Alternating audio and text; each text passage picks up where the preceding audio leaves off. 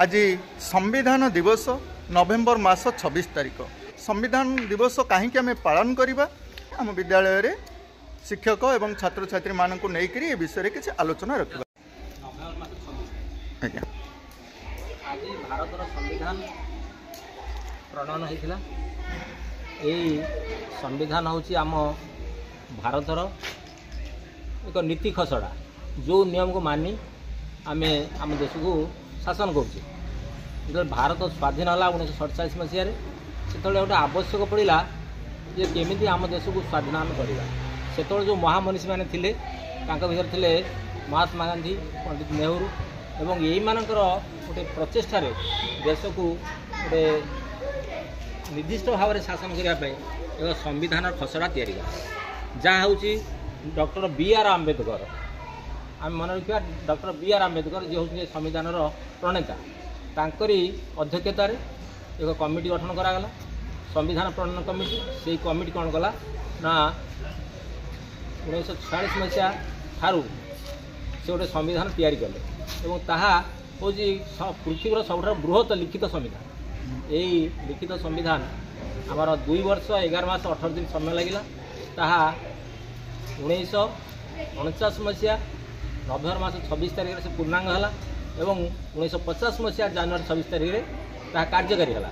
से दिन ठार आम भारत है गोटे साधारणतंत्र सार्वभौम राष्ट्र जार से कहार अन्य देश उपर निर्भर कलानी ता नियम से प्रणयन कला। भारत मातार नियम अनुसार आम समस्त आज पालन होचे आम नियम आम देश को शासन करुचे। तेणु गोटे कथा थिला जे आम देश को चलैवाई आमर यही भारतवर्ष श्रृंखलित करने समस्त नियम कानून ये लिखागला। यहाँ जो महामनीषी मैंने आज कर चिर नमस्य से प्रति आम यथेष सम्मान दबा और गोटे भक्तिपूत श्रद्धांजलि दबा। जदि से ये गोटे संविधान प्रणयन न करें आम आज सुशासन हो पारि ना ता पर्यायर यह बहुत थर संविधान संशोधन करागला। आईन में किसी विशृंखला घटला तार गोटे पुणी परिवर्तन करा लोकसभा एवं से राज्यसभा एमाने बसी गोटे बिल तैयारी कर नुआ नुआ संविधान रे सब आमेंडमेंट करा यही हूँ संविधान आज दिवस। पिलामानंकर बही रे जो संविधान समस्त आम पढ़ा और जाना प्रति श्रेणी बही दि जाए संविधान प्रारंभ अच्छी केतक बही शेष आम देशर नियम कानून जब आम न जाना आम केमी शासन हाँ केमी श्रृंखलित हवा आम श्रृंखलित हाँपाई आम जो गोटे भूल करुचे से भूलटा सुधारे संविधान लिखाई रही तो मैंने अपराध कले कौ दंड से लिखाई तेणु संविधान को लेकिन आम चलुचे। आम धर पुलिस स्टेशन जाऊे पुलिस आम बिना आम दंड दे पार ना आम जो दंड कर संविधान जहाँ प्रणयन हो से दंड को आम आधार कर आम दंड पाइबा। आम संविधान दिवस रे सार कि वक्तव्य रखिले समाज पाई पिलामानक पाई बहुत सुंदर वार्ता रखिले बहुत बहुत धन्यवाद सर। अपन अभिभावक जोड़ी होती आसतु माँ मान संविधान विषय किसी आलोचना रखा। माँ जाना टे सर्वबृहत लिखित संविधान क्यों देशर अच्छी माँ आम भारतर बहुत बहुत धन्यवाद माँ। बृहत संविधान टी अच्छी यार पृष्ठ संख्या केते 251 448 आमर आर्टिकल अच्छी संविधान धारा संविधान जनक डॉक्टर बी.आर. आम्बेडकर आम संविधान प्रणेता कहवा जनक कहवा ना कि माँ संविधान अधिक से परिश्रम करते आज्ञा संविधान को से लिखिते। अच्छा संविधान लिखा केते दिन समय लगी 2 वर्ष 11 मास 18 दिन प्रस्तुत होगापी 2 वर्ष 11 मास 18 दिन समय लगी। अच्छा प्रथम बैठक केबे होइतिला माँ 1946 9 डिसेम्बर प्रथम बैठक संविधान प्रथम बैठक होता। बहुत बहुत धन्यवाद माँ। भारतर संविधान बंधुों सह आम ए विषय आलोचना रखा। नमस्कार।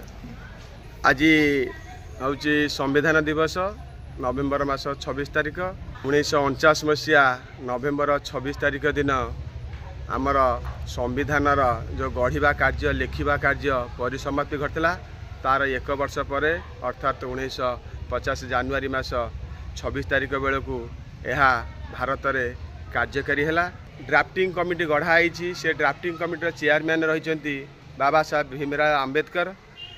भारतर सर्वबृहत गणतांत्रिक राष्ट्र रे सर्वबृहत लिखित संविधान देशर नागरिक मानक पई जो शासन व्यवस्था आमर स्वाधीनता परवर्ती समय रे करा जाइथिला केमिति देश शासन हम से शासन को सुपरिचालना करने एते बड़ लिखित संविधान तैयारी होईची। ए संविधान जो चेंज कहीं करा जाउची कोन सब प्रॉब्लम रही आम भारतीय मानकर सुविधा दृष्टि यह आंशिक भाव में परिवर्तन करा जाउची। भारत रे समस्ते बाहर पाठ पढ़ी आंबेडकर नाम कहीं रहा ए विषय कहे नेहरू सहित भीमराव आंबेडकर आमर सुभाष चंद्र बोस वल्लभ भाई पटेल एमाने जाइए बाहर पाठ पढ़ी संविधान जितेबले गढ़िया दिगला जिते दायित्व दिगला से आमर जवाहरलाल नेहरू महात्मा गांधी देशर आगरे रहिले इंग्रेज मान सहित